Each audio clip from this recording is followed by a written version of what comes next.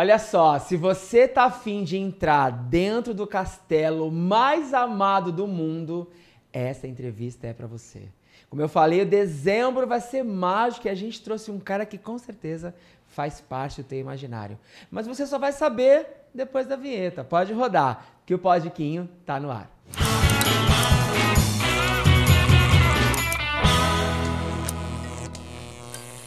E sejam bem-vindos a mais um episódio do Podiquinho. Que delícia de dezembro que a gente tá tendo. Semana passada, um super ao vivo com o Ricardo, que foi emocionante. E hoje não vai ser diferente, tá? Mas eu quero pedir o quê? Aquele combão de sempre. Começando o nosso programa, se inscreve no nosso canal. Vai lá, ativa o sininho, compartilha. Acabou essa entrevista? Vai lá e assiste as outras. Teve tanta gente bacana que passou por aqui. E ó, ainda vai passar, tá? O ano tá acabando, mas a gente vai ter especial de Natal. A gente vai ter especial de Ano Novo com simpatias e bruxas e cartas e muita coisa acontecendo aqui e, é claro, um 2025 lindo para você curtir ainda mais o Podiquinho. Mas, como eu comecei falando, temos aqui um cara que eu tô emocionadíssimo de receber, porque ele faz parte da minha história, faz parte da sua também. Eu comecei dizendo que se você é fã de um castelo, essa entrevista é para você. E ele tá aqui, tá? Ele é ator, diretor, dramaturgo, artista transmídia e o Zequinha do Castelo Rá-Tim-Bum. Fred Alan, tudo bem? Tudo bem, tudo maravilhoso. Um beijo de boa noite, bom dia, boa madrugada. No momento que você estiver aí, receba. É sobre isso, né? A hora que você quiser assistir de madrugada, 4 da manhã, tá recebendo um bom dia de Fred. Maravilhoso. Não é isso? Maravilhoso.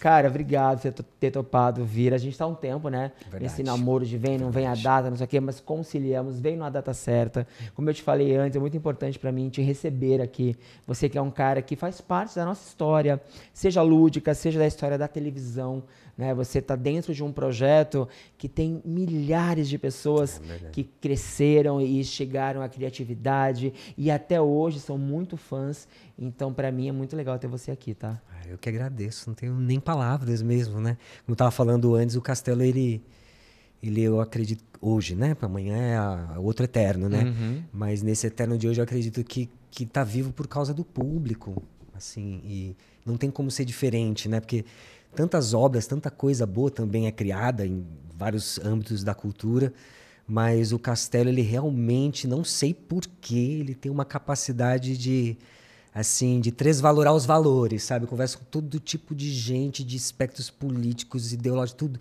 É um terreno fértil de relação, né? Então, eu que agradeço, assim, presente. Ele disse assim, falei com alguém aqui, porque a gente tem plateia, deixa eu ouvir grito e balmas de plateia se a gente tem. Temos plateia aqui especialmente para conhecer o Fred e assistir essa entrevista.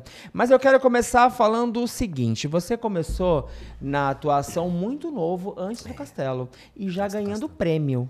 Você ganhou um prêmio com 7 anos de idade. Na verdade, eu fui indicado a um prêmio. Eu considero para mim que eu comecei no teatro. Sim. Mas, assim, eu tô escrevendo agora o livro que, por enquanto, chama Meus 30 Anos de Castelo Rá-Tim-Bum. Vamos falar sobre esse livro. Vamos falar do livro? Vamos. Mas você vai buscando umas memórias, né? E, na verdade, eu comecei um pouquinho antes. Eu fazia ginástica olímpica e eu sempre fui baixinho, né? Então, eu tinha 5 anos, sei lá, 5 para 6, parecia que tinha 3 anos, assim. Mas comecei a treinar ginástica olímpica e aí as pessoas falavam pra minha mãe, e eu conversava com todo mundo, aquela coisa, assim. Aí falaram, leva ele em agência, tá? E minha mãe, não, tal. Aí um dia ela parou num lugar para pedir informação, era a agência da mãe da Cíntia Raquel, a Biba. Isso em 90. Eu sou de 85. E aí eu fiz lá umas fotos, inclusive até eu falei, tem que pagar. Não, elas insistiram, fizeram de graça. Não, vamos fazer, tá bom, tudo bem. Aí eu fiz um desfile da Pacalolo, não sei quem lembra da Pacalolo. De bem com a vida. Exatamente. Coloca o mexer. Quando eu fiz esse teste, um pouquinho antes desse tempo, a Cíntia tinha um grupo. Cíntia, um beijo pra você, falei com ela hoje de manhã. Se quiser, inclusive, é a Biba. Vir. É a Não, Biba. eu sei que é a Biba. Mas é que ela tá na Argentina. Mas a gente manda trazer. E tem que trazer, porque ela é de Santos. Tá Vocês têm que trazer ela. Você depois como amigo, por favor, vou fazer Cíntia, a ponte, vou fazer depois. Fechou, então. Cíntia, quando você estiver aqui no Brasil, você vem aqui conversar com o Quinta. Óbvio, fechado aqui agora. E aí ela tinha um grupo com a irmã que chamava Grupo Chaptura. A gente cantava umas músicas, foi no Raul Gil, sabe, umas coisas assim. Uhum. E aí eu tinha minha duplinha, que a gente dançava e tal. E aí eu fiz um desfile da Pacalolo, que tinha uma diretora, Isabel Cici, em 91. E aí essa diretora, ela ia montar um espetáculo só com crianças no palco. Era o primeiro espetáculo do Brasil que ia só ter criança, não ia ter nenhum adulto. Chamava A Fuga do Planeta Kiltran.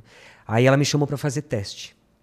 Aí eu fiz teste, ia ficar lá no primeiro elenco, porque como era só crianças, tinha que ter outro elenco, né? Pra ficar doente, escola, essas coisas, né?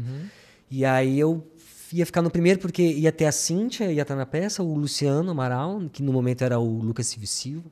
No mundo Eu era fascinado, assim, era um absurdo. Tinha mais outras crianças. E aí nessa peça foi que eu estreiei em 92. E aí em 93 eu fui indicado como ator revelação para o Prêmio APTESP. Que para mim ali foi um portal, assim, porque o Castelo, falando já do Castelo, né, que acho que estamos aqui dentro dos 30 anos, aqui no finalzinho de dezembro, né, tal. O Castelo começou a gravar em 93. Sim. Entendeu? Estreou em 94. Quando estreou em 94, a gente ainda estava gravando. Tanto que fez o sucesso, teve o boom, e aí eram para ser 70 episódios e virou 90 episódios. Vocês gravaram do um ano e 7 meses, não foi isso? Por um ano e 7 meses. Eu fiz 2 aniversários lá, porque eu faço aniversário no meio do ano, em julho. Entrou com 9, saiu com 10. Isso, mais ou menos isso. Eu tinha estreado ali o teatro com 7, assim, 7, 8, né?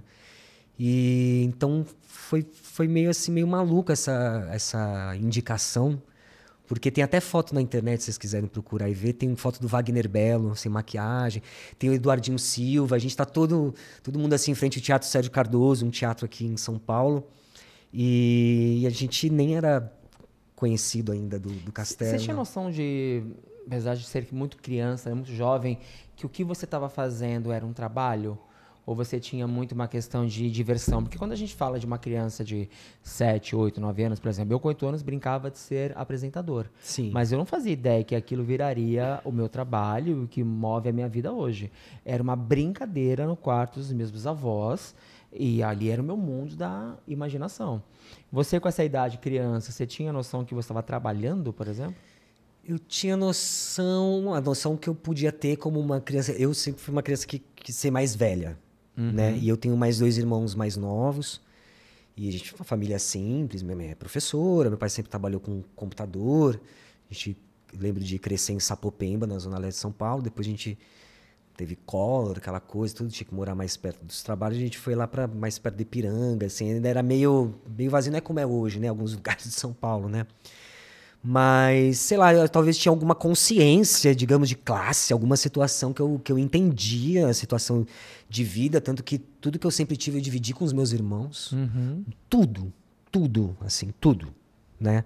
Então, sempre foi uma consciência minha, assim, de, tem que ajudar a família, sempre foi uma consciência que eu sempre tive, né? Mas eu sempre fiz o que eu gostava. Por exemplo, depois que eu fui fazer minha primeira peça adulta, tinha feito Kilter e estava fazendo Castelo. Aí me chamaram para fazer uma peça infantil, que eu ia ser a ator principal da peça infantil. Mas tinha uma peça adulta, eu já dançava flamenco. E, cara, Com 10 anos de idade, você dançava flamenco? Eu dançava flamenco, eu fazia aula de flamenco e tal. tal. Com 10 anos de idade não sabia nem colocar o canudinho do todinho. É porque essa diretora, ela começou a me levar para assistir teatro, então eu comecei a conviver em teatro. Então, assim, ao mesmo tempo para mim, e como meus pais me colocavam, assim, eu tinha sempre que estudar. Isso, tanto que quando eu passei no teste de teatro, eu tive que parar a ginástica olímpica, eu estava ganhando medalha. Tinha sido chamado para o Pinheiros. Nem tinha 10 anos, mas eu tinha sido chamado para treinar lá. E eu queria muito ser ginasta, ali nos anos 90 devia ter tido as Olimpíadas, então eu lembro muito, quero ganhar, quero representar o Brasil e tal. Era uma coisa que eu tinha, assim. Mas eu tive que escolher entre a ginástica olímpica ou o teatro. E o teatro, assim, nunca na minha família houve a ambição de pensar, ser um artista, levar, criar, fazer comercial. Nunca teve isso. Então, quando surgiu, eu que sempre fui hiperativo, essas coisas, tal, eu precisava fazer atividades. Então, eu não poderia parar de estudar, né? E aí eu estudava de tarde e treinava de manhã.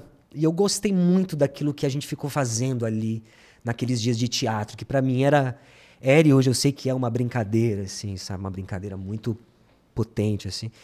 E eu quis fazer aquele negócio. E esse negócio nunca mudou, entendeu? E tanto o fato de fazer teatro, ele te dá uma responsabilidade que é uma responsabilidade de jogo. Por exemplo, você tem que chegar lá antes. Sei lá, a primeira coisa que eu aprendi no teatro é que você tem que chegar 1 hora antes. Depois eu fui aprender que se você vai fazer uma peça de 1 hora, beleza, eu já fiz peça de 7 horas. Não dá pra você chegar uma... já fiz peça de 7 horas. Já fiz peça de durar 25 horas. Eram 5 dias de peça no Teatro Oficina. Era de quarta a domingo. A primeira peça tinha 6 horas, depois 6, 7. A gente ficava quase... Só ia pra casa dormir, voltava e ficava em cena às 7 horas. Então, assim, tem um lugar de responsabilidade que ela é prazerosa, ela é gozosa. Então, essa ideia de responsabilidade que a gente tem um pouco, assim, do trabalho, pra mim, ela não me pesa. Só que eu conheço meu trabalho, ele não é simples, ele é árduo, né? Trabalhar com a cultura, trabalhar com o teatro, ela não é algo fácil, né? Então é uma aprendizagem até hoje, é uma consciência que eu vou ganhando até hoje, né? Sobre os meus direitos, quais são os meus direitos de trabalhador da cultura, como outros trabalhadores, né? Porque eu também tenho uma função simbólica para abrir as mentes para que todo mundo se reconheça com seus pares, com suas famílias, com o seu entorno, né? Porque é isso que a gente precisa, mas minha consciência vem de lá e até hoje fica tentando entender o que é isso. Mas sempre foi trabalho, porque eu tinha retorno também, né, assim, financeiro, então eu ia ganhar uma roupa, eu ganhava meus irmãos também, essas coisas assim, né. E os presentes também que vinham, né, ganhava uma bolsa numa escola, e os irmãos também iam ter bolsa. Então, é uma consciência, sempre tive. Bom lembrar, obrigado minha mãe e meu pai. Não, interessante essa consciência, né, que geralmente, por exemplo, quando a gente pega alguém que começou tão novo, né? Eu não sei se você viveu naquela época, me diga sobre isso. Quando você entra no Castelo, em 93 e aí exposto em 94, rolou alguma coisa do tipo, eu sou muito famoso? Porque eu acho que, assim, a gente tem praticamente a mesma idade e eu acho que essa coisa da busca pela fama, pelo paparazzi, por pessoas, ai, meu Deus do céu, é muito ano 2000 e hoje completamente perdeu a mão na minha visão, né? Tanto que a gente tem os influencers, pessoas ganham milhões e tá muito louco. Mas eu lembro de uma época onde se tinha muito essa questão da fama, principalmente por estar numa televisão, né? Vocês fazem algo que para mim, e acho que para muita gente, era inovador. Tanto que 30 anos depois a gente está falando sobre isso e com muito amor, né? Mas você, criança, entrando no Castelo com 9 anos de idade, você teve, quando isso foi pro ar, a questão de sou muito famoso e as pessoas querem um pedaço de mim, querem me levar para algum lugar. Você passou por isso? Acho que tem muitos aspectos, tem muitas perspectivas sobre isso, assim, porque vou fazer 33 anos de teatro, e 30 de Castelo. Então são muitos outros personagens que também convivo. E aí aprender a lidar com ele, que é tipo uma linha de frente, assim, um herê, sabe? Uma figura mais... Como é que eu te respondo isso? Como você quiser. Se você me dá um fora, dizer que eu fiz um argumento sem noção, a gente pode ter um corte. Não. É porque essa pergunta, por exemplo, quando a gente olha... Fala. Quando a gente olha, por exemplo, pessoas que começaram muito cedo, né? A gente busca lá uma Bruna Marquezine, uma Marina Rui Barbosa, mas que foram de outro aspecto já na televisão, Rede Globo, que a gente sabe que o alcance é maior.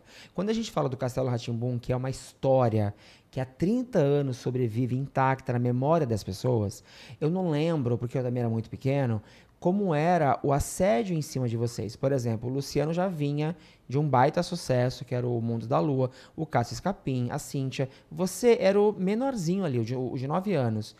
E o Castelo foi um grande evento naquele ano.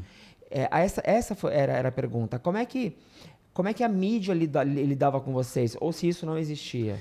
Não, tinha muitas coisas. Tinha desde as pessoas do teatro, logo estreou o Castelo, tinha muito convite para fazer comercial, essas coisas. Então, muitos amigos de teatro até hoje, sei lá, Hugo Pozzolo, Eduardo Silva, todo mundo, vai fazer um comercial que seja bom, que você tenha texto, que você tenha... Porque era um lugar onde a gente fazia um trabalho, né? Porque não tinha...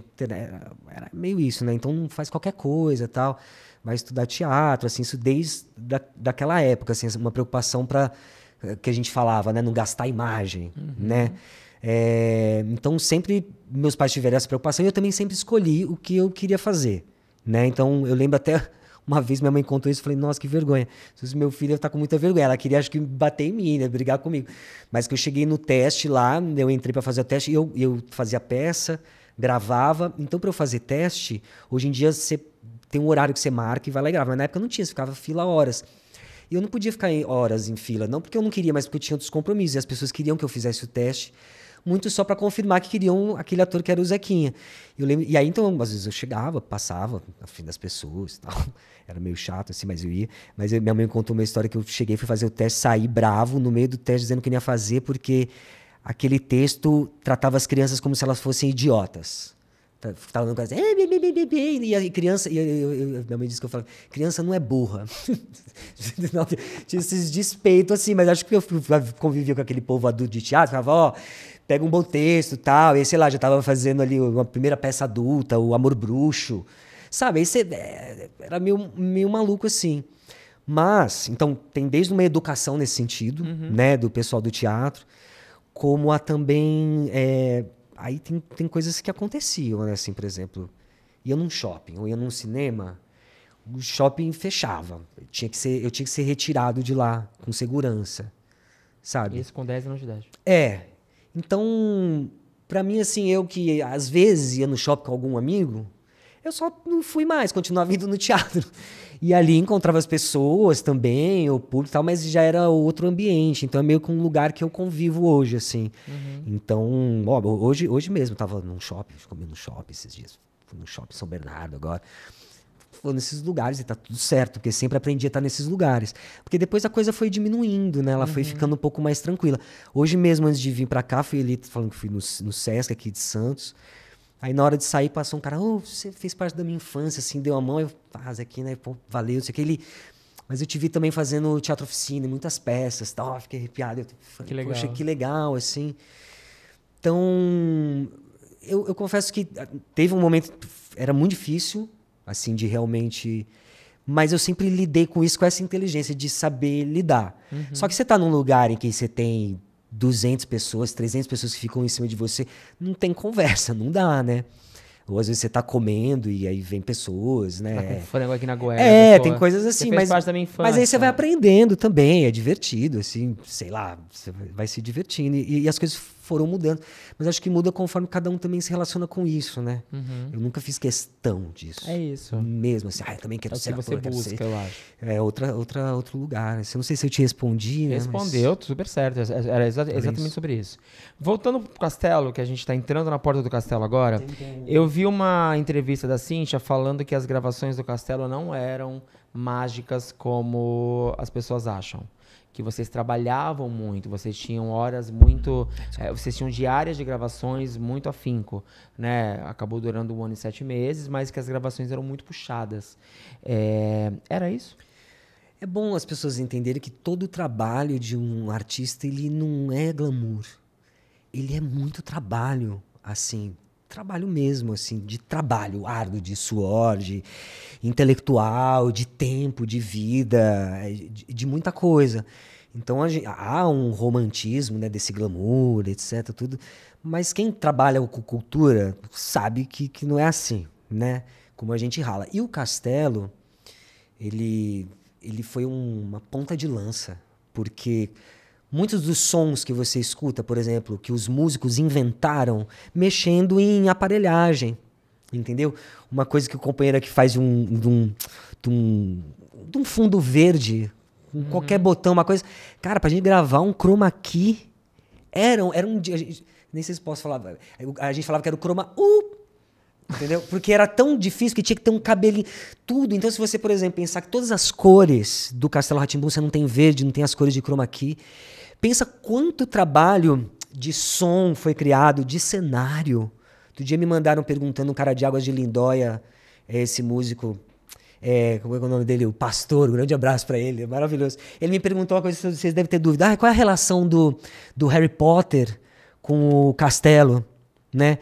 Mas parece que eu me perdi aqui, não, mas eu tô falando eu tô falando assim de uma ponta de lança de criação que foi feito na época que, nossa, eu me perdi mesmo do que eu tava falando. Eu fui pra Águas de Lindóia. A gente deu uma volta em Águas de Lindóia, a gente tá falando Nossa, eu fui pra Águas de Lindóia, temos uma varinha. Me desculpe, E eu apenas perguntei se as gravações eram árduas. Eu tô falando tudo isso porque, assim, o tempo passa e as pessoas só lembram da cara do Zequinha.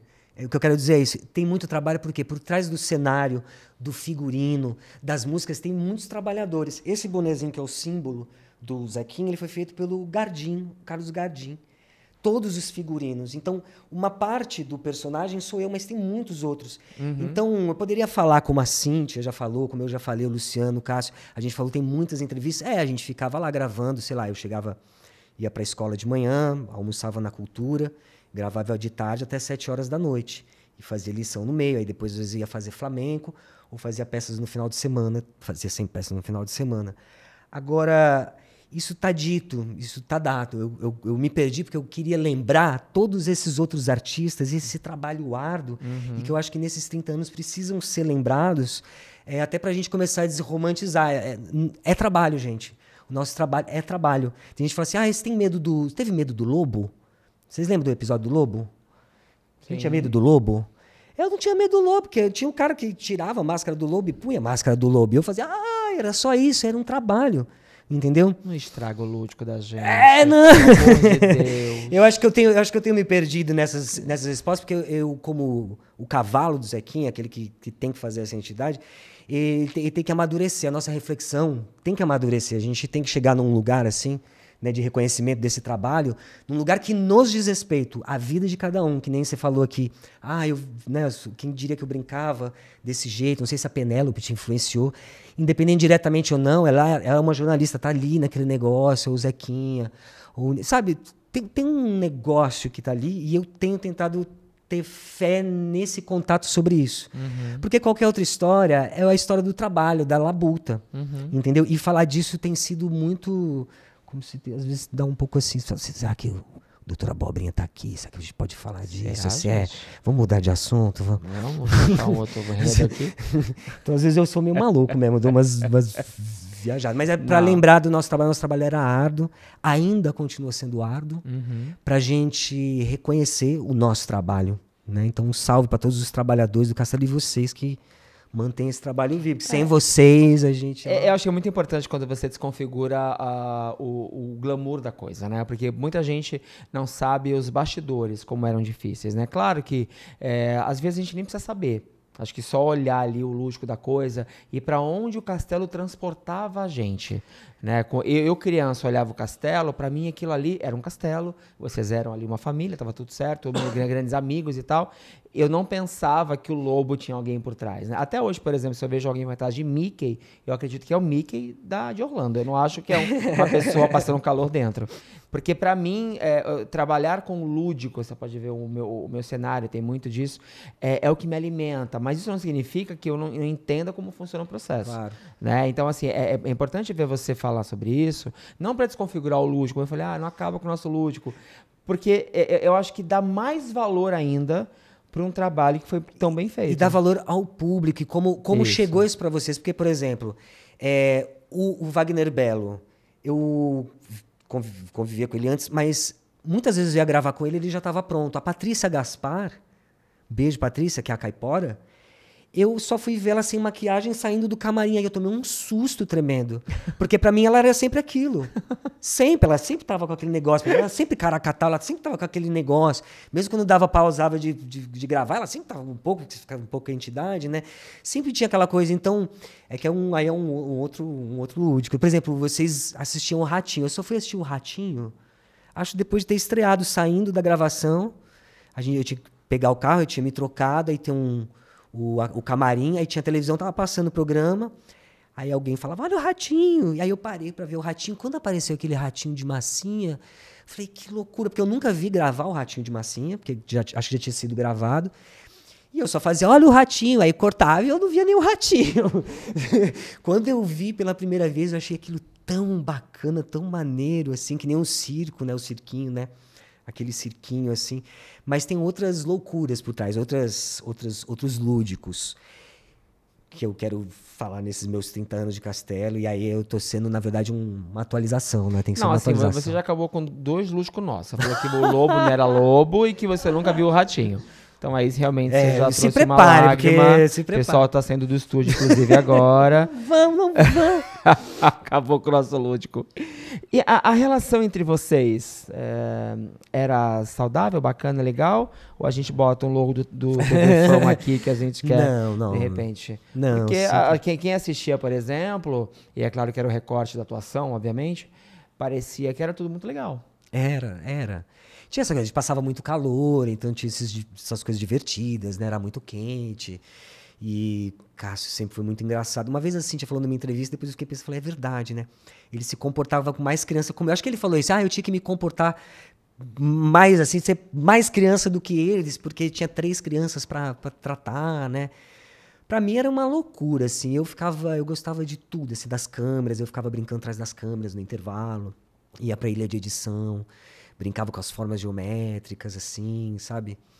O Luciano era, como a gente fala assim, macaco velho, né? De televisão, então já chegava tudo pronto, já entendia, a Cíntia também, né? E tinha esse povo que rodava, né? Angela Dipp, o Eduardo, né? Sempre tinha uma aprendizagem, assim, né? E eu gostava muito de ficar... Tem uma história engraçada, eu não sei se eu já contei, mas é que o Pascoal gosta de Pascoal, o Doutor Abobrinha, mas eu sempre achei fascinante, né? Eles ficavam assim... Vamos encerrar a cena. Imagina, você nunca fez televisão, nunca fez, não tem noção de nada, mas vamos inventar essa cena. Eles começam a inventar uma cena, e aí eles começam, de repente tem uma turma, o diretor, os câmeras, eles estão bolando como filmar. Eu achava aquilo tão legal, aí eles olhavam numa televisãozinha, ficava todo mundo escondido, achava aquilo tão maneiro. Aí um dia eu tinha que gravar uma cena, eu e o gato. E o Karl Hamburg, ele é muito detalhista, né? Um cineasta, né? Então, muito detalhista, assim, a gente lá naquele cenário do...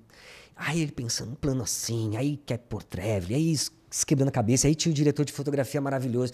E aquele tempo a gente, horas esperando. Aí um dia, aí acho que eu virei pra ele e falei assim, Karl, por que a gente não faz assim? Você vem... Você vem segurando a câmera, assim, na minha altura, eu entro pela porta e você vem caminhando, aí o gato tava na poltrona, enquanto o gato... Aí eu falo, oi, gato, tudo bem? O gato responde, fala, vamos ler um livro. Aí abre mais um pouquinho, tá aqui o livro, e o Zequinha vem até aqui no livro. Aí eu falo, é isso, nós vamos fazer esse negócio, assim, sei o quê. Aí vai falar como é que é fazer esse negócio, assim, sei o quê. Então eu fazia essas coisas, que eu acho que eles me davam liberdade, então eu ficava aprendendo essas coisas. Então eu ficava olhando lá o cara medindo luz, ficava questionando, ele sempre vinha com a maquininha e falava, o que é isso aí, esse número? É porque esse número quer dizer que é mais quente, mais frio, não sei o quê. Aí dava aquele flash, não sei o quê. Ficava, como aprontava coisas, né? Também eu detonava o meu sapato de Zequinha. Eu jogava bola, então aquele sapato branquinho assim, ortopédico, ele abria como um tap-flap, assim, e o pessoal do figurino ficava muito bravo comigo. Então, tinha que sair eu saía do estúdio e já tinha lá alguém que me tirava dos pés e me botava no meu sapato para eu poder brincar. Porque eu brincava, jogava bola lá. Que maravilha. E ficava caçando gnomos também na TV Cultura. Achou algum? Não vou contar esse aqui. Mas vai ter que contar já. Antes da gente ir pro segundo bloco, a gente tem muita coisa sobre você para falar, não só sobre o Castelo, mas o Castelo, 1 ano e 7 meses gravando, foi ao ar, acabou o Castelo. Por que você não deu continuidade na carreira da televisão, por exemplo? Foi uma escolha sua ir pro teatro? Foi falta de convite? Foi uma percepção sua diferente de quem tá dentro? Porque... não é o que se espera, mas vocês, repito, foram um produto de extrema audiência naquele momento. Então, esperava-se, e aí eu estou falando de uma seara que não era minha, de repente da fala do adulto, que vocês continuassem, que vocês dessem sequência na televisão, que até então, naquela época, era o veículo de maior ascensão que a gente tinha. A gente não tinha internet, por exemplo, ainda. Foi uma escolha sua? Foi falta de convite? A TV Cultura, em algum momento, falou, obrigado, valeu, adeus. Como foi isso? Não, o contrato com a TV Cultura foi fazer o programa e dentro do contrato tinha o tempo de exibição, que também ia ter esse programa e isso foi finalizado, né? Como eu disse para você, eu nunca tive ambição assim, vou fazer isso e tal, mas chegou um momento, assim, vamos tentar fazer uma novela, fazer alguma coisa. E cheguei a fazer testes, mas num primeiro momento dos primeiros anos, até hoje, na verdade, né? É muito marcada a minha cara como Zequinha. Então, na infância, ali nos anos 90, também nem tinha tanta criança, assim, fazendo novela, né, mesmo, assim. Então, não tinha muito esse campo e tinha isso configurado, né? Só que, ao mesmo tempo, o teatro sempre me recebia. Então, nunca foi assim, não consegui. Teve um momento na adolescência que eu falei assim, não consegui, tal, não sei o que, mas eu olhava assim e falava, nossa, mas Tô trabalhando com esse diretor, trabalhando com essa pessoa que faz novela, tô trabalhando com a Sininha de Paula, tô fazendo... O que é isso? Isso aqui tô aqui, tá tudo certo, mais legal, né? E acho que virou meio um caminho meu. Hoje até uma escolha, assim. Tenho dito que eu vou parar de fazer teatro. Porque eu preciso começar a me dedicar para a cultura em geral. Né? Em geral, porque acho que isso até é um aprendizado que eu tenho tido com o Castelo. Né? Que ele é uma coisa sobre a cultura. Ele é muito grande, ele fala de muitas coisas. Sim. E dentro dessas coisas tem todos os universos dessas coisas, né? Das artes plásticas, da música e tal. Então, tenho me preocupado muito com isso. Acho que até nesse movimento de 30 anos, né? Que é um final de Retorno de Saturno, aí desses 30 anos do Castelo, assim. Porque vai ter uma longevidade e a gente tem que contar primeiro com esses artistas que estão aqui, né? Porque você pensar... Até o Pascoal fez coisa novela, Cássio faz também, o Sérgio Mamberto sempre fez, Rosi... Mas se levantar todos ali, tá todo mundo em cartaz fazendo coisas maravilhosas no plano da educação, no plano da música, né? Então, tudo que acontece, assim como tinha fama, ou muita gente, sei o que, sempre é por causa desse estigma. E aí depende de como cada um trabalhou esse estigma, né? Aí você vê como tá o trabalho de cada um e etc. Falando nisso, quando você encontrar a Rosi, manda um beijo pra ela. Eu sou apaixonado nessa mulher, eu gente. Também, eu amo a Rosi. Deus do céu. Tô tentando entrevista com ela faz 20 anos. Mas um dia eu vou conseguir. A gente vai pro segundo bloco e a gente vai falar ainda sobre marca de roupa, sobre livro, sobre assim, temos uma fofoca do Castelo que ele vai contar só pra gente. O que vai ter nesse livro? O que ele pode contar pra gente? E os fãs vão fazer pergunta, tá? Não sai daí que a gente já volta. Ai, meu Deus.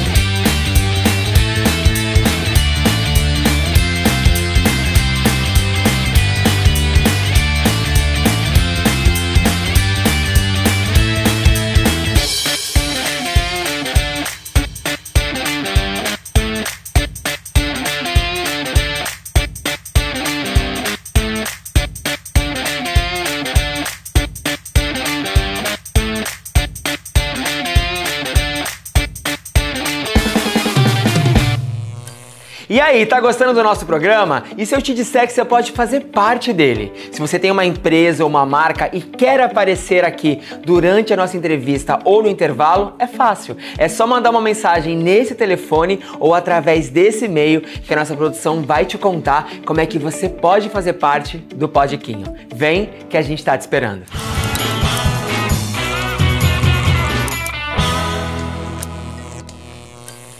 Estamos de volta com esse super episódio do Podiquinho. Tá gostando, né? Eu tô amando descobrir os bastidores do Castelo Rá-Tim-Bum e um pouco mais sobre a vida do Fred. Ela que, inclusive, eu esqueci de contar como a gente se conheceu.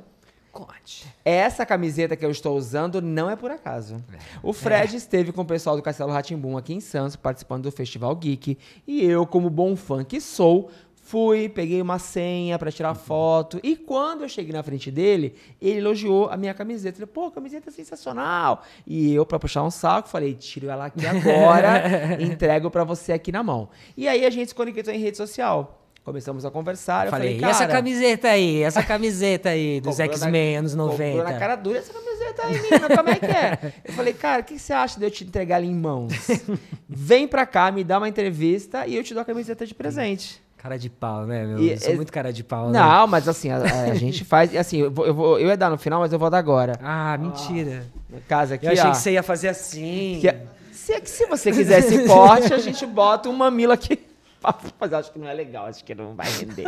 Aí vai acabar. Mas essa aqui é a camiseta que eu prometi. Óbvio. Ah, garoto, vai ficar incrível. E é claro que eu tinha que usar a camiseta porque é extremamente simbólico desse momento de conexão com o Fred. E sabe que quando tava vindo pra cá, tava na estrada, né, sul de São Paulo, aí cheguei em Santos, aí atrás de uma van tinha desenhado quem? O Wolverine. Carcaju. Sabe que tem uma camiseta tipo dessa aqui, só que do Wolverine, né? Com Wolverine, né? Só que é amarela. Essa daí é... Você falou essa aqui. Qual é o seu poder? Qual seria o seu poder de X-Men? O poder de X-Men? Você nunca parou pra pensar isso? Eu queria tanta coisa da vida. Ai, poxa. Que bom. É É meio, sabe essas coisas de infância? Assim? Deixa eu pegar aqui o saco. É um ciclope. É o ciclope, tamanho P, né? Amei. Que incrível. Aquele momento criança, assim, né? Vou por agora. fofo. Mas, ó, então eu Se vou... você quiser tirar, botar um peito, acho que você tem... Não, Essa aqui, eu não tô vendendo essa aqui, mas eu vou fazer uma dessa pra você. Ai, eu não Vou tô te dar, acreditando. Gente, eu quero... Só você vai ter, eu quero já pra antever o livro, hein? Eu quero esse Mas corte na presente. minha mesa, caso não aconteça, eu vou processar ele por iludir um fã do castelo. Não, Que mas eu vou te fazer, incrível. eu vou fazer. Ai, obrigado. Bom, falando em fã, a gente tá recebendo um pessoal aqui no estúdio que fez questão de vir conhecer o Fred. E eu quero saber se a gente tem pergunta. Quem quer falar com ele? Oi, boa tarde. Eu sou muito fã, né? Temos quase a mesma idade. Eu sou de 86, você falou que é de 85. E você fez parte da minha vida, da minha história. Qual o seu nome? Meu nome é Sara. Eu trouxe também os meus filhos, porque eu passei essa história para os meus filhos. E foi passando de geração para geração. Então, a minha pergunta é, você começou muito novo, lidou com nomes enormes, que já eram da televisão, que para você eram colegas de trabalho, porque era o teu trabalho, para tu, você estava levando numa boa. Pra gente, era uma história.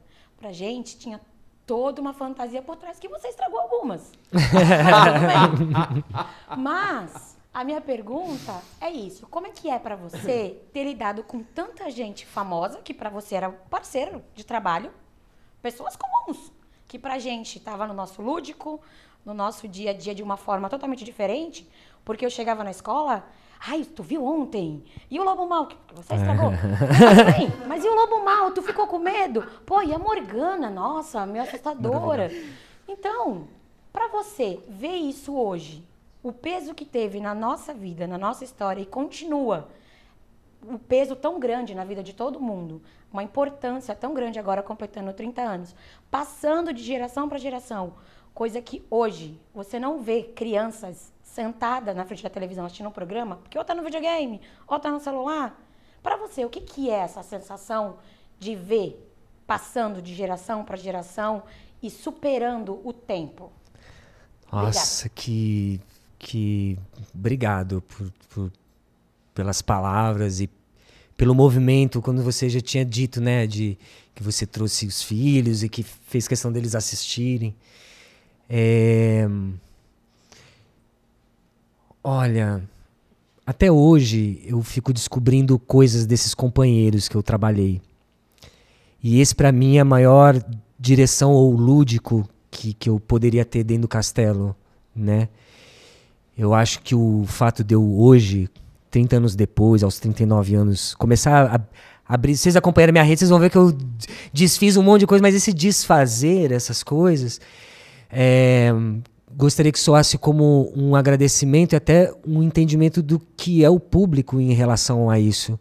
Porque quem me dá a dimensão a cada instante... Porque assim, o Ratinho, ele é uma coisa para cada um, ele não é a mesma coisa para todo mundo.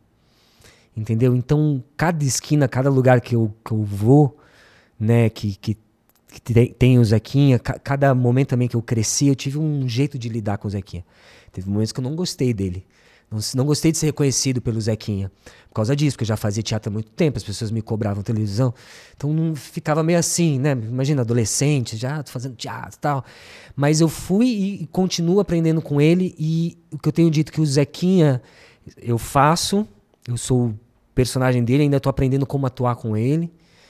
E eu acho que ele tem um pouco dessa crueldade, porque ele sempre foi cruel comigo. Como uma boa criança, ela é cruel, você sabe muito bem ser a mãe. Mas... tem uns Zequinha que são vocês.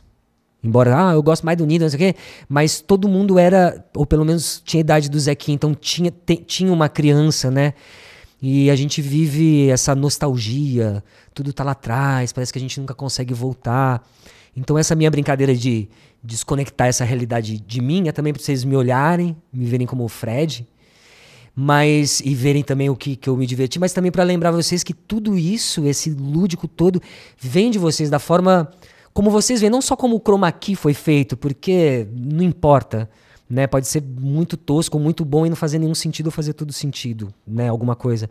Mas ele se faz no sentido que vocês dão crescendo e acompanhando e passando para os filhos e escolhendo uma vida. Teve uma vez que o Pascoal perguntou, estava numa manifestação, reconheceram o Pascoal de Doutor Abobrinha. Ele estava de Mário de Andrade, tipo, ninguém sabia que era Mário de Andrade, mas era o Doutor Abobrinha. Aí, posso fazer uma foto? Fez. Aí o menino falou assim, o que vocês estão fazendo? Aí ele, é uma manifestação por causa do dinheiro. Aí o menino ficou assim, manifestação, tal. Aí ele falou assim, olha, vou te fazer uma pergunta, como seria a sua vida sem o castelo? Aí ele falou assim, minha vida não seria horrível, não.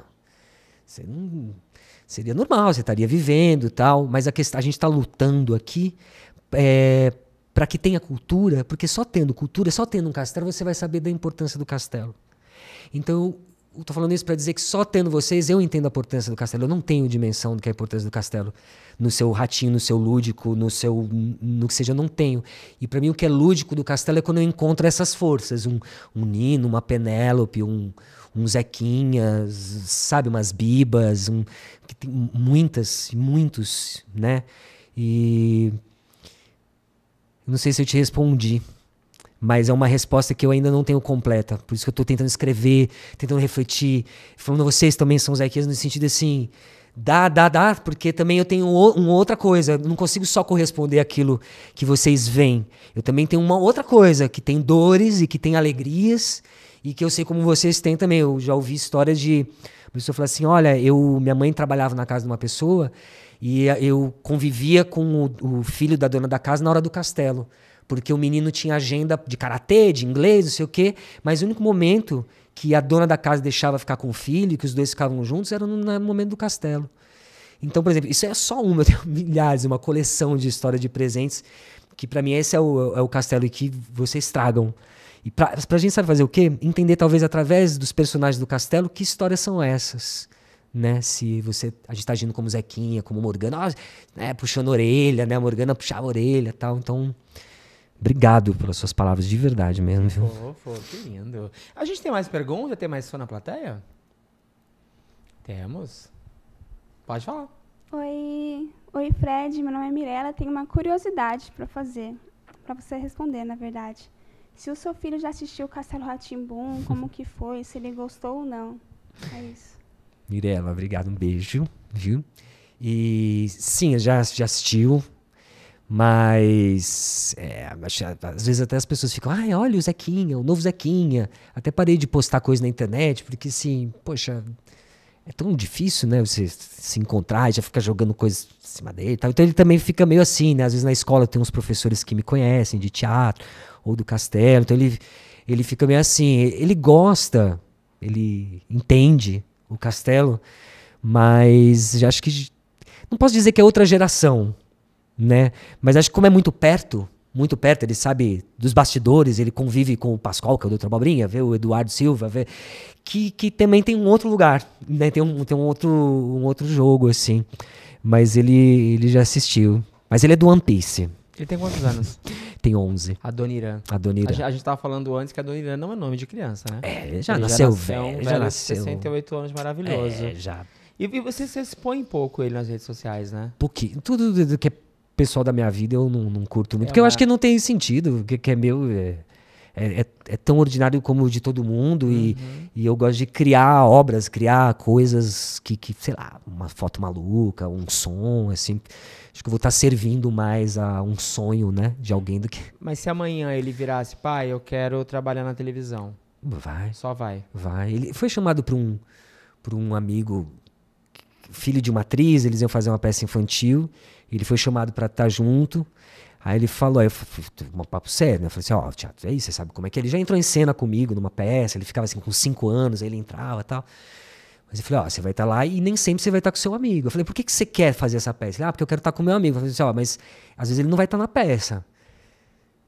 Então não dá para fazer uma coisa pelo amigo. O teatro você vai achar um problema aí. Aí ele pensou e falou, então não vou fazer, entendeu? Então, assim, acho que ele tem que saber, né, o que ele quer, né? Mas que bom que tem você que apoia, né? Próxima pergunta do fã aqui na plateia, por favor. Olá, boa tarde. Eu sou a Maria Eduarda. E eu queria perguntar sobre como foi interagir com a Celeste, os passarinhos, tipo, porque você comentou que você não conheceu o ratinho. Mas como foi interagir com eles? Porque eu sou completamente apaixonada pela Celeste. Cuidado que ele pode dizer que nunca viu a Celeste de perto, que era um chroma key. Cuidado. Olha, os passarinhos, uma vez eu vi o cenário dos passarinhos andando assim na gravação, tinha uma porta aberta e eu vi o cenário, era bem bonito, assim, isso eu lembro bastante. Agora, eu nunca vi eles vestidos com figurino, infelizmente, adoraria, assim. Mas Celeste era e é o bonequeiro Álvaro Petersen, que é um grande músico, ele vivia fazendo um trompetinho nos intervalos, e ele ficava dentro daquela árvore, que era muito quente, não tinha ar-condicionado como tem hoje, fazia muito barulho, então tinha que ficar desligado. Então ele ainda dentro de uma árvore, assim, né, feito pela Lu Greco, ele ficava lá com aquele calor, assim. Agora, contracenar com o boneco é maravilhoso. E eu lembro que o primeiro episódio, que não foi o primeiro que a gente gravou, mas o primeiro episódio, eu lembro que o Zequinha ele se perde nos encanamentos. E aí eu fui gravar no cenário do Mal. Acho que eu fui o único que foi gravar no cenário do Mal e do Godofredo. E eu sempre fui apaixonado pelo Godofredo. E o Mal, quem fazia o Mal era o Cláudio Checkmate. E quem fazia o Godofredo também era o Álvaro, fazia Celeste, né? E cara, a boneca era muito bom, porque eu via os caras sentados numa cadeira. Desculpa, gente, mas eu vi os caras sentados numa cadeira. Acabem com essa entrevista agora. Com a mão dentro do boneco, outra mão fazendo mão. Por favor, e eles não. empurrando a cadeira. E aquilo era muito legal. Às vezes eu tinha vontade de olhar pra eles, assim, mas eles eram tão bons. Vou falar uma coisa. Se vocês olharem o programa, tem alguns programas que eu olho pra câmera. Eu tinha mania de olhar pra câmera. Porque era legal, tá aqui, né? Nem teatro, eu vou olhando, assim. Então eu tinha essa mania. Mas com eles, com os bonecos, eles me ensinaram, assim, como é que você mexe os bonecos. Você tem que mexer só a parte de baixo, ponta do nariz é onde tá o olho. Então eu também ficava ali aprendendo essas loucuras. Agora, os bonecos eram os mais legais, pra falar a verdade. Não que os meus companheiros não eram, mas acho que como eu tinha... Ok. Veja, Fred prefere interagir com bonecos do que com Cássio e Escapim. Não, mas eu tinha uma coisa da idade mesmo, sabe? Eu gostava. Era mais legal mesmo. Os bonecos eram ótimos. Sabe por que tinha uma coisa assim, por exemplo? Tinha uma poltrona meio parecida com essa, do gato pintado. E tinha um gato aqui. Vocês imaginam como ficava o bonequeiro? Ele ficava enfiado, deitado aqui atrás, enfiado aqui dentro, olhando um VTzinho, porque o corte era feito na hora, nem aqui. Eram 3 câmeras, então ensaiava isso também. Então tinha situações muito engraçadas, assim, né? Eram muito divertidas, assim. Fred, eu quero saber agora do livro. Primeiro, assim, como é que surgiu a ideia e por que surgiu a ideia de fazer um livro sobre os 30 anos do Castelo? Primeiro que ele veio magicamente, uma força de entendimento sobre o meu trabalho, que calhou nesses 30 anos, né? Um presente, quase um presente de grego, assim. Mas aí, sendo um filho de Dionísio, é só jogar com isso. E aí, eu acho que a melhor forma que eu pensei era de escrever um livro. E o objetivo do livro ele foi mudando, né? Já estou 2 anos escrevendo ele, começou ali em 2023, na verdade, não tem 2 anos, mas é que o que me levou realmente a escrever tem um pouco mais de tempo, né? Mas o próprio livro foi mudando, porque quando eu entrei em contato com as minhas memórias, de parar e falar assim, tá, eu ouço todo mundo falando, mas o que eu lembro? O dia do teste, o que era os dias de gravação, contracenar? O que era, assim, né? E aí foi muito maluco, porque aconteceu muito mais coisa e tem muito mais coisa legal do que aquilo que no primeiro momento estava me levando a escrever, assim, né? Usando uma analogia ao programa, é como se tivesse o Doutor Abobrinha, você desvenda o Doutor Abobrinha, fala, vou denunciar o Doutor Abobrinha, mas não é sobre o Doutor Abobrinha, é sobre aquelas crianças estarem juntas e uma acreditar na outra e revelar o Doutor Abobrinha, né? E aí eu fui vendo que isso era mais importante. E aí eu comecei a focar nessas memórias, abri para que eu chamo de embaixada de defesa da memória do Castelo. São 22 integrantes que vieram no momento X, assim, eles se inteiraram no assunto. Então eles vão participar do livro. Quero que o livro também tenha algumas coisas online que o público também possa colocar suas memórias. Legal. Porque as minhas, ela é uma só. E eu acho que a gente tinha que conseguir realmente fazer uma espécie de homenagem que fosse favorável à vida, como é a própria história do Castelo nas nossas vidas, né? E o livro tem esse sentido. Só que eu tô esperando uma cena. Tem uma cena que ela precisa acontecer para eu poder lançar o livro. Então ainda não lancei. Então, por enquanto, chama Meus 30 anos de Castelo Rá-Tim-Bum, porque são os meus, e que se qualquer um falar os meus 30 anos de Castelo Rá-Tim-Bum, tem total direito, né? Que é muita história, né? E eu quero encontrar essas histórias e também quero colocar a minha, né? Porque dentro desses 30 anos tem muitas outras coisas que eu fiz. E escrever sobre essas coisas, tendo o Zequinha como uma figura, ali foi bem maluco. Vendo as etapas como eu fui entendendo o Zequinha, né, na minha adolescência, depois adulto, indo para teatro de grupo, né? Foi bem maluco, tá sendo bem maluco. Assim, não paro de escrever. Que gostoso. A gente falou no começo do programa sobre uma marca de roupa que você lançou. Sim. Me fala sobre isso. São uns parceiros, Tríade Lab. Eu agora estou aprofundando uma pesquisa que eu tenho dentro do teatro já há mais de 10 anos, que é um estudo da tecnologia dentro do processo de criação do teatro, não só de você filmar uma peça, mas tudo que tem no entorno. Então agora para o ano que vem, uma das coisas que eu vou fazer é imergir nesse trabalho transmídia, que é poder contar histórias mais em diversas mídias, em áudios, em imagens, em ocupações na cidade. A mesma história, você ter perspectivas e formas de ler essa história, né? Então eu tenho feito isso já em algumas coisas que eu faço em teatro, fazendo um estudo mesmo. E aí essa Tríade Lab, uns parceiros que eu procurei, assim, eles têm umas camisetas muito, muito legais, eles também são uma companhia de teatro, se chama Tríade Teatral. E aí eles têm essa loja virtual, e aí eu escrevi, acho que alguma coisa, uma camiseta, assim, uma parceria do podcast que eu tinha com o Pascoal, e aí eles falaram, não, vamos fazer uma linha sua. Aí eu falei, nossa, que doido, nunca tinha pensado isso. Aí eu me juntei não, um parceiro meu, que é o Kioma, Isaac. Ele fez agora um livro da Elke Maravilha, fez uns livros infantis da Rita Lee. Ele é maravilhoso. E eu falei, Kioma, a gente já tem umas artes feitas de uns experimentos transmídias que a gente fez. E aí a gente criou um primeiro movimento que é o Compartilhe Teatro. Aí a gente estava lá criando a linha e agora na Black Friday a Lab falou, vamos lançar agora, vamos, Black Friday e tal. Aí a gente selecionou 3 camisetas, são 2 cartas de tarô, o Mago e o Louco. São imagens realmente trabalhadas, assim, né, simbolicamente, né, quem gosta.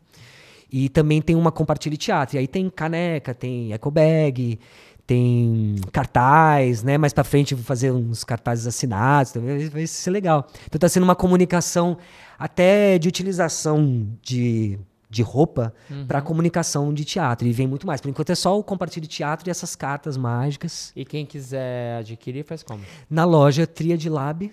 No Instagram. Né? No Instagram você entra direto, no meu tem lá um linkzinho também, estou sempre postando, e você encontra o @triade.lab, e enfim, aí tem lá o Compartilhe Teatro Fred Allan, linha Fred Allan, mas questão de Compartilhe Teatro, e compre, porque é bacana, né, carregar uma camiseta de teatro, compartilhar teatro, né? Sensacional. Então, a gente e é linda essa arte. Ficou legal, linda né? essa arte. Vai ter mais. Bom, vamos ao quadro batizado por Rita Cadillac, que inclusive Rita, ele quer te conhecer, tá? Quero, vamos Rita, marcar. quero sim. Gente, mostra ele de novo. Olha lá. Tá, vamos para o moral. Vamos para o moral. Rita, cara, que isso. Vamos marcar. Maravilhosa. Rita esteve aqui, a gente batizou um quadro, bom para o moral, não é bom para o moral. Eu vou te dar alguns temas e você vai me dizer se isso é bom, se é legal, se é muito legal, ou se isso não é legal, e aí você me dá uma breve explicação.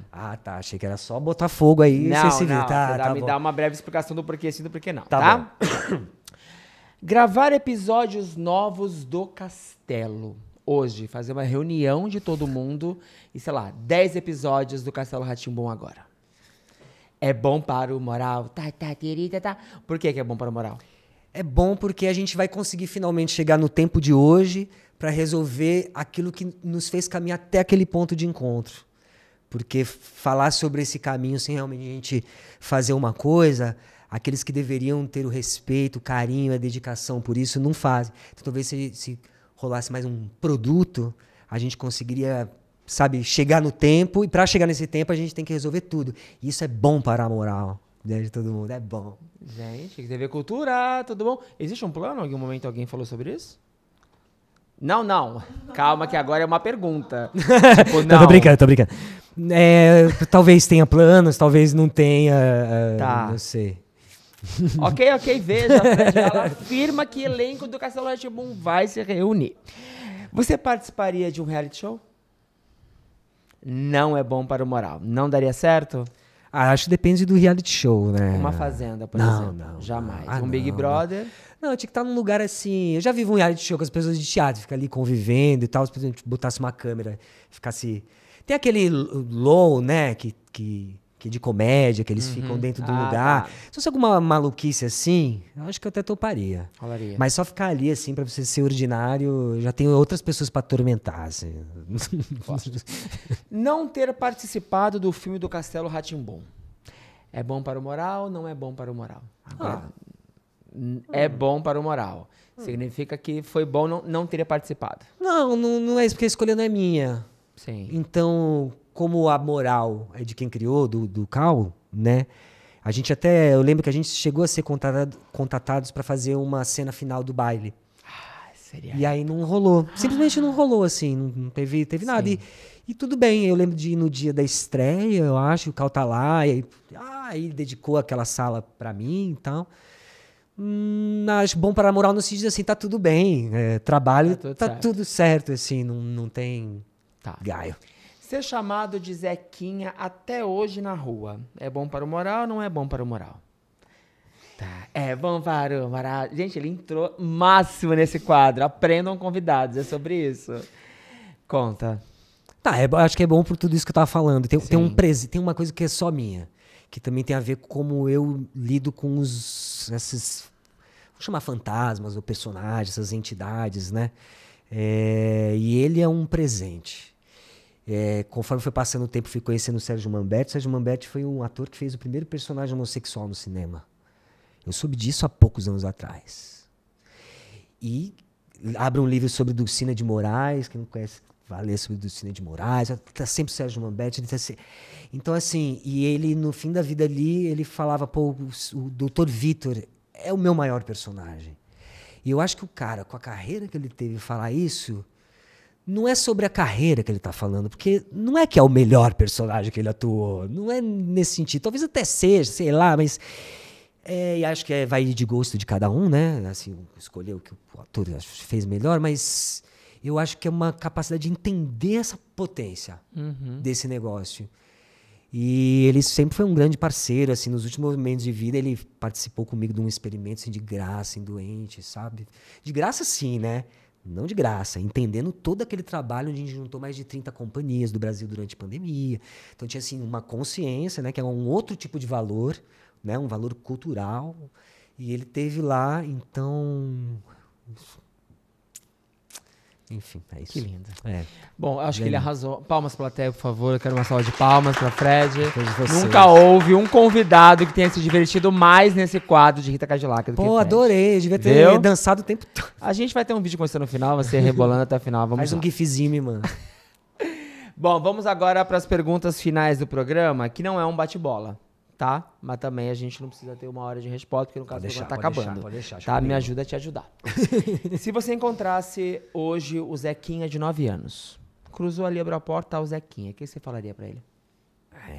Eu ia começar a perguntar só por quê pra ele. Eu ia atormentar ele, Por que você tá aqui? Porque sim. Por que você veio com essa roupa? Por que tá chovendo? Por que eu ia atormentar essa criança? Muito. Você tem algum arrependimento? Eu já passei por arrependimentos, né? Mas sem eles a gente não vai... Não dá aquele impulso de trás para diante, né? Que eu aprendi com o Euclides da Cunha, uma palavra que é o visatérgo, que é o impulso de trás para diante, assim, uma coisa animal que leva pra gente, né? Às vezes nessas situações assim, a gente vai dar uma frustrada, que nem hoje, por exemplo, tô numa cena, né? Aí, assim, mas ao mesmo tempo você começa a analisar, você começa a ver que o problema é menos, é outra coisa, não sei o quê. Então, eu sou um ator, então eu sei que como ator eu falo e já não é. Sabe, o tempo todo eu vou estar sendo trabalhado, mesmo depois que o diretor para, o próprio tempo da peça, o público vai me dirigindo. Então eu tenho uma capacidade de morrer e tenho tentado aprender a também morrer só quando eu quero agora. Assim também, né? Que não é fácil, né? Mas é isso. Você não vive sem? Não vivo sem meu filho, não vivo sem o teatro, não poderia ter vivido sem as pessoas que me rodeiam, como a Nana, como o Pascoal, como minha mãe, como meu filho, como a Nina, como o meu irmão. Sem eles eu não vivo. Quando você não estiver mais aqui e as pessoas forem falar sobre você. Vamos falar do Zequinha. Não, sim. Óbvio, só vai ter 90 anos e gente, eu todo penso aqui. Como é que você gostaria que as pessoas lembrassem de você quando alguém fosse falar sobre você? Que não fosse igual o pensamento sobre mim. Seria mais divertido, assim. Se lá eu tivesse. Assim? Que não tivesse um jeito de pensar sobre mim, assim. Que pudesse ser mesmo muitas mortes e muitos nascimentos, assim. Não tenho vontade de ser uma coisa. Posso ser mais um bode do teatro do que, sabe, não tem problema. A gente tem um momento aqui no nosso programa que é o telefone mágico. Então eu vou te entregar o nosso telefone. E esse telefone você pode ligar para quem você quiser. Pode ser alguém que está nesse plano, que está no outro. Pode ligar para um inimigo ou não? É melhor ligar para um amigo. Pode ligar para o inimigo. Pode cobrar alguém que está te devendo. Então mas deixa eu... a gente quer nomes. Pode ser alguém no castelo que você tem alguma coisa engasgada para dizer. A gente quer esse corte. Então assim, eu vou te entregar o telefone. E quando você levantar o telefone, essa pessoa já vai estar aqui. Eu sei que você é ator, então o lúdico não é um problema para você. E aí você vai dizer alô. E vai dizer o que você quiser dizer pra essa pessoa. Mas ela vai falar pra mim ou não? Eu que vou falar pra ela. A gente não tá tendo no caso. Eu que vou falar. Você, entendeu? Você vai ligar e você vai... Tá. Você não estraga meu quadro, Fred. Não, entendi agora, entendi. Tá. Entendi a direção, vou fazer. Tá. Então, ele é seu. Lembrando, quando você levantar, o telefone já vai estar no alô. Posso ir? Ação? Já tava ali, já estamos gravando aqui. Faz 1 hora. Não. Tá, não. Ação. Tá. Ação. Alô? Olha, eu talvez não possa nem chamar você como eu chamo normalmente. Estraguei. Filho da mãe.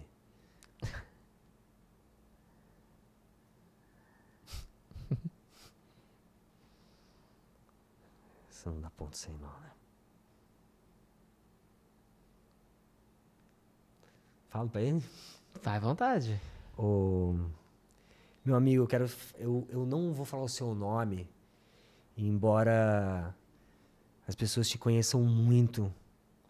E acho que as pessoas te conhecem ao mesmo tempo muito e não tudo. E que bom que também não conhece tudo. Mas quero lembrar você que você é muito importante pra mim, como pessoa, que sem você eu não teria passado algumas coisas de um jeito favorável à vida. Sem você eu não teria criado e aprendido a psicomagia, que seria uma capacidade de a gente poder transformar as nossas dores e dificuldades. Sem você eu nunca teria pisado num teatro oficina, porque aquele banco não estaria lá e muitas coisas daquele teatro não estaria lá. E muita da atuação também não teria sido criada lá sem você. Obrigado por você ser esse ator preto. Obrigado por você ser Mário de Andrade. E obrigado por você ser um boi, um touro do teatro, que ainda há de ser reconhecido por um devir que a ignorância talvez do momento não deixe, mas como diz o nosso amigo Shakespeare, o amor é filho do tempo. E você sabe isso melhor do que eu. Vamos viver todas as dores e prazeres juntos, que é o que nos cabe, meu amigo. Eu te amo. Que lindo, gente. Você vai dizer quem é? Não, acho que não precisa. Eu vou falar pra ele assistir. A pessoa vai saber. É. Mas aí... Não vou falar, mas eu posso dar uma dica. Quem será que é esse aí? Quem será? Quem será? Mas, assim, a gente também tem uma mensagem pra você. É mesmo? A gente tem uma mensagem pra vamos você. Lá. Eu não sei de quem é, tá? Mexendo com canceriano, tá? Vou deixar aqui, aí você... Eu acho que você vai gostar. Tá. Nha, nha, nha, nha, nha. Salve, grande Fred Ala. O Fred, ele é Ele é o grande contracenador. Sabe o que é contracenador? Ele era criança, ele me ensinou a interpretar na televisão. Ele me ensinou. Às vezes, algumas vezes, não só a mim, eu vi ele dirigindo cenas, assim, com aquela generosidade de criança, sem nenhuma empáfia de quem sabia alguma coisa. Mas ele me deu toques, me deu de posicionamento, falava para mim assim, fica um pouquinho mais para cá, assim a câmera pega você, aquela câmera não tá te pegando. Esse é o Fred, grande sábio, grande amigo de muito tempo, de muitas lutas, querido amigo de tanto tempo e com o qual eu tive e tenho muitas alegrias. Esse é um áudio pra você. Beijo. É um amigo, né? É um E amigo. aí, como é que você recebe É um esse amigo carinho que do seu eu. amigo? É um amigo que eu falo bastante. Eu queria, na verdade, quando você falou pra ter uma pessoa, tinha pensado no meu irmão também, que é um grande músico, assim, e nossa relação e tal. Mas aí eu tinha pensado no Pascoal porque. Bicho, é um cara que tá com 71 anos de teatro. Tem uma história do teatro que acho que até as pessoas que hoje, por exemplo, estão no Teatro Oficina não tem noção, entendeu? Então, se até algumas pessoas que estão lá não tem noção, acho que quem está no entorno não tem noção do que esse cara já fez. Assim, de estar em todas as manifestações, tá onde, nossa, já vi foto. Pascoal, onde você tá? Eu tô aqui e tal. Aí você vai ver, tá ele em frente à polícia e estudantes atrás, sabe? Era em hospital, era em manifestação, era em ocupação, todo momento, assim. A gente se conhece, óbvio, desde lá de trás. Eu assisti o Pascoal antes, assisti no Hamlet, antes da gente trabalhar junto no Castelo. Em 92, eu lembro dele entrando pelado, cheio de camisinha, pintado com umas bolas pretas, assim. Ele entrava. E aquela cena ficou marcada muito pra mim, porque eu não entendi bulhufas daquele Hamlet de 12 horas na oficina. Mas eu não arredei o pé de lá, falava não, eu quero ficar até o final. E o Pascoal sempre, ele nos camarins, ele encena, contracena, ele fica falando de mim, mas não é verdade, porque ele também, eu falei isso pra ele, você fica inventando, ele entrou numa comigo, ele falou assim, porque ele entrou numa chavinha uns tempos atrás de que eu ensinei ele a dirigir lá, mas não é, o Pascoal, como todos, claro, mas ele é muito meu amigo, e a gente fez peças juntos e tal, ele tem uma coisa ele não para, então a interpretação, ela tá sempre se renovando, e você tem que estar muito vivo, porque também pode dar certo, pode dar errado, sabe? E só que vale o entendimento, vale o jogo, vale o lugar que a gente está. Então a gente fez muita coisa e ele é muito, muito importante. Eu sou muito feliz de ter ele como amigo. Eu sugiro a vocês a conhecerem o trabalho do Pascoal, assim. E é isso também, é mais um grande artista brasileiro, né? Que eu tenho o privilégio de ser meu amigo mesmo. Então receber a mensagem dele figura. Que lindo, que gostoso. Amigo é importante, né? Cara, foi muito importante poder conhecer você pessoalmente e entender a grandiosidade que você é como artista como um todo, né? Eu acho que resumir você a apenas um personagem é muito injusto, apesar de ser o carro-chefe que vai na frente. Você, em 1 hora, mostrou pra gente muito mais do que só o Zequinha, né? Um cara consciente do seu espaço, do seu tamanho, da sua responsabilidade, que olha pra vida como um todo, que não se deixou levar por algo que pudesse ter sido além. Um cara que se preocupa, que mostra a responsabilidade, foi muito carinhoso comigo desde o primeiro momento. Né? Quando eu te convidei, eu falei, cara, eu vou convidar, tipo assim, o não eu já tenho. Né? Eu tenho aprendido muito isso, assim, o não já tenho. O máximo que ele pode dizer é sim.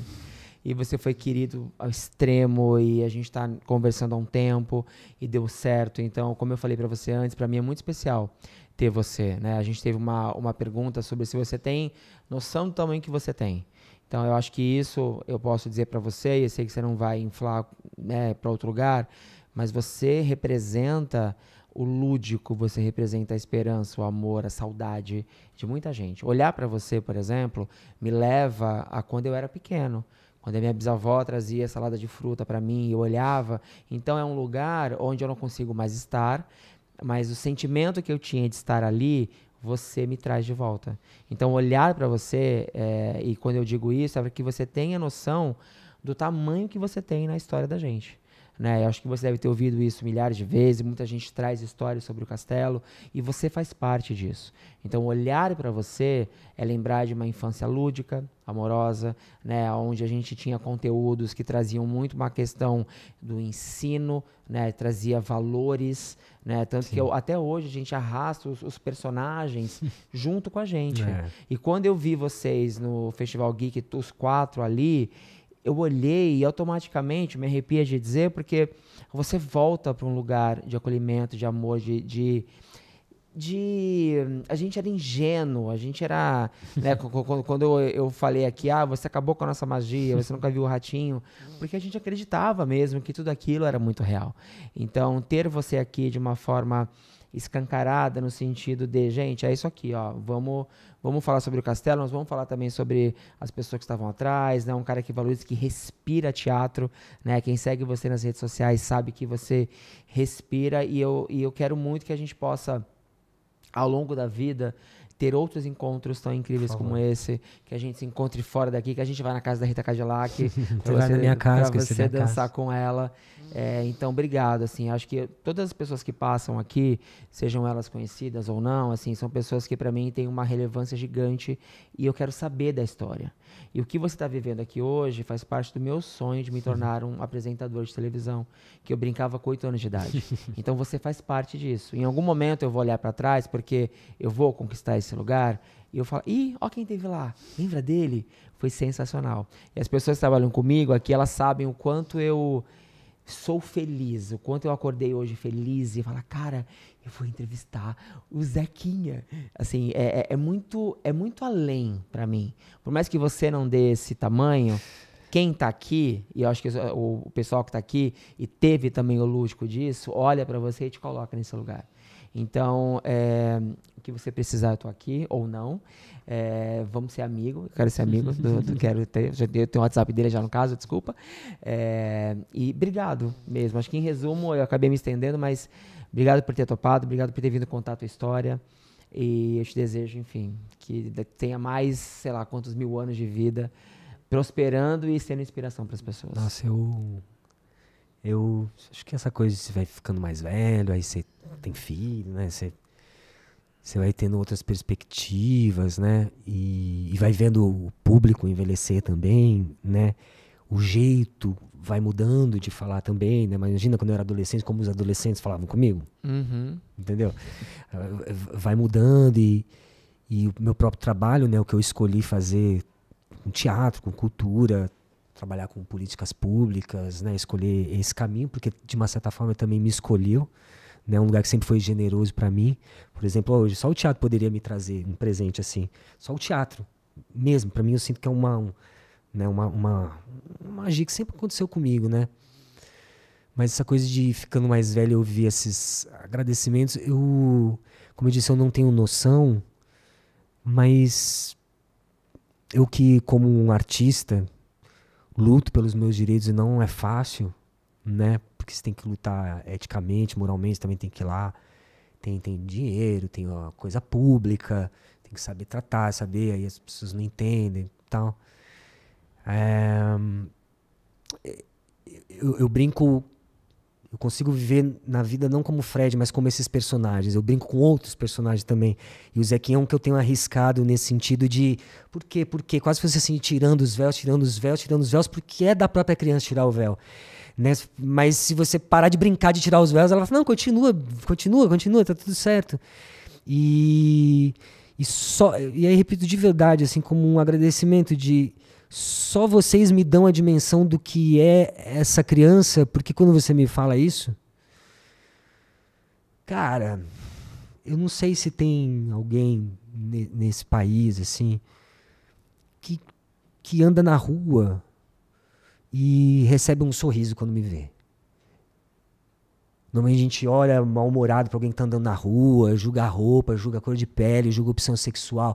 É uma falta de contracenação muito grande, falando o que o Pascoal falou, né? E eu realmente gosto de contracenar, assim, eu gosto, né?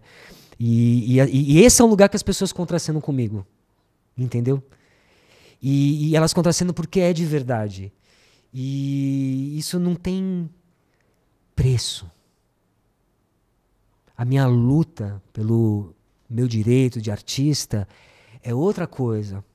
Isso é uma coisa até mais pelos meus companheiros que eu faço do que por vocês, porque vocês é outra coisa. Na verdade, eu estou recebendo. Isso é impagável.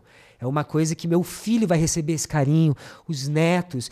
E outro dia eu fiquei pensando que o próprio país vai, daqui a uns anos, que nem a gente pensa um sítio do Pica-Pau Amarelo, ou sei lá, qualquer coisa assim. Mas acho que o Castelo já está em outro lugar. Então, para mim, assim, ter o espaço que, de uma certa forma, eu conquistei também, mas de vir aqui me perder na linha de raciocínio. É isso.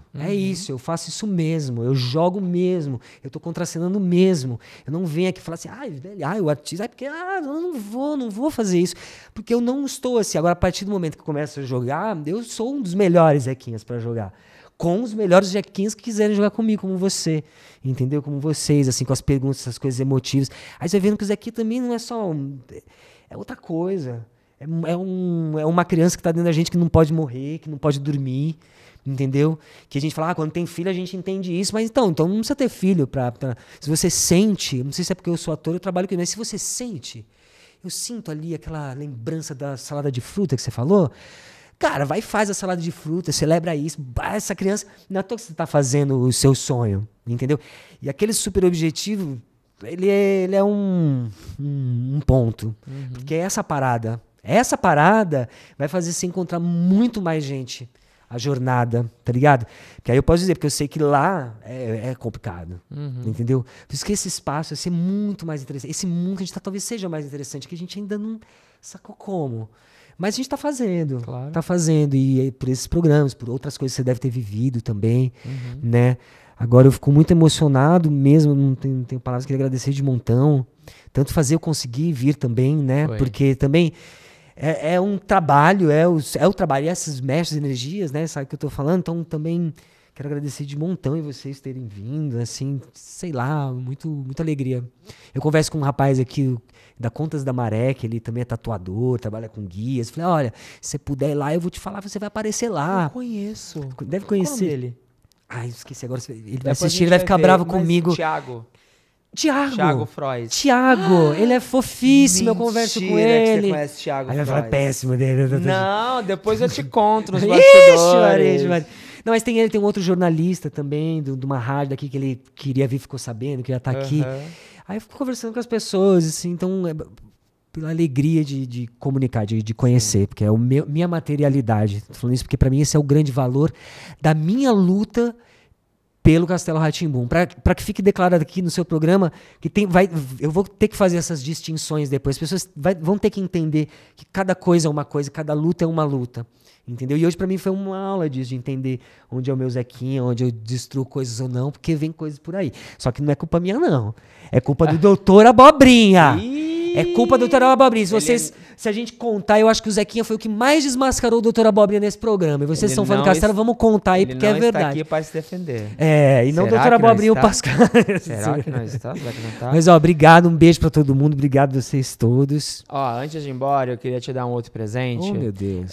Aqui em Santos, a gente tem um profissional chamado Luiz, da Zafa Toys. E eu avisei pra ele que você viria aqui, ele não pôde vir, porque ele dá aula. Calma, você não sabe o que é. De repente você botou uma expectativa e é uma banana com morango. Calma, tá? Pessoal, mentira. De repente não é o que você tá pensando. Calma. Que legal. Essa banana com esparadrapo. Que vale 37 milhões, né? Mas, ele passou por aqui, eu espero que você goste. É uma lembrança dele pra você. Cara, fala que você não... Fala que você não... essa balinha eu não vi, você não tinha pegado pra mim. Essa eu vou abrir e nós vamos comer. Pô, tem 4 balinhas, é o personagem que eu mais gosto. Você tá de brincadeira? Por um lado muito pessoal também, que esse cara que fazia o mal era o Cláudio Checkmate. Eu ia fazer uma peça com ele, chamava O Portal de Dois Amores. E eu tava ensaiando já com ele. Eu devia ter uns 11 anos, 11 para 12. E ele foi viajar e faleceu. Eita. Perdi. Ele era um amigo, assim, ele andava comigo. Ele era adulto e tal, mas... Então, assim, o mal realmente... Coisa linda, né, gente? Eu tô chegando, eu tô chegando, eu tô chegando, eu tô chegando, eu tô chegando, cheguei. Luiz, se der mandar um pra mim também, eu vou adorar, tá? Fofíssimo, muito obrigado. Espero que um dia a gente se conheça também, né? Por favor. Ah, Eu gosto de claro. conhecer os criadores também. Não, maravilhoso, lindo, amei, né? amei demais. Obrigado mesmo. Que Nossa, bom. hoje eu saio daqui assim... E a gente também fica muito feliz de ter recebido você. Pessoal que tá em casa, obrigado por ter ficado até o final. Espero que vocês tenham se emocionado tanto quanto a gente com esse presente. É dezembro, Natal tá chegando, então a gente queria trazer esse presente pra vocês, né? Queria poder trazer o Fred aqui, tanta história bacana que a gente acabou contando só um pouquinho por conta do espaço do nosso programa. Obrigado, pessoal da plateia que veio, que fez perguntas, estavam todas nervosas, todas morrendo de medo, mas fizeram as perguntas. Camila Genari está aqui mais uma vez, nossa contadora de histórias maravilhosa. Tá o pessoal aqui, ó, sua namorada, minha equipe, o Gui. E ó, olha pra câmera agora, por favor, e manda um recadão pra quem tá em casa, rede social e tudo mais. O amor é filho do tempo, e assim quando ele é posto à prova, o tempo intervém na trama, e ela acaba ou se renova. Mas dentro da chama do amor, tem um pavio e um abafador, e nada se conserva eternamente, como já nos disse o poeta. E qualidade crescendo até a pletora, fica tão grande que inflada logo estoura. E o que queremos fazer, nós devemos fazer, quando podemos fazer, enquanto durar. Pois são tantos os altos e baixos, quanto existem línguas, mãos e juras. O amor é filho do tempo. Esse é o meu desejo de virada de ano para todos vocês. Palmas, por favor, plateia. Não tem como, não. Que lindo! Obrigado de novo, tá? E semana que vem a gente se vê, porque tem mais coisa, tá? Não esquece de ir lá no nosso canal, se inscrever, comentar, compartilhar, para que a gente possa crescer e aparecer cada vez mais, tá? Um beijo e até semana que vem.